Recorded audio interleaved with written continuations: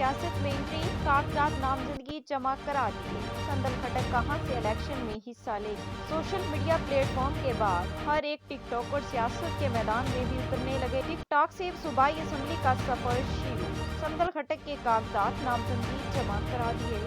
मारूफ TikToker संदल खटक की सियासत में एंट्री ने सोशल मीडिया पर हलचल मचा दी। संदल खटक ने अपने आबाई इलाके क्रैक से मखसूस नशस्त के लिए मखसूस कागजात नामजदगी जमा करा दिए।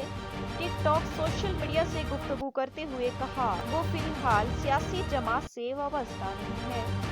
उनका कहना था कि टिकटॉक से सूबाई असेंबली का सफर सिर्फ इसलिए कर रही है कि अपने इलाके के मसाइल हल कर सके। इनका मजीद कहना था कि मेरे आबाई इलाके में बहुत से मसाइल हैं। हमारे इलाके में सड़कें अधूरी बना के छोड़ दी गई हैं। साफ पानी मुहैया नहीं, गैस हमारे इलाके की है लेकिन हमें गैस नहीं मिलती। खवातीन को गैस, बिजली और पानी के मसाइल का सामना, इन मसाइल के हल के लिए मैदान में निकली।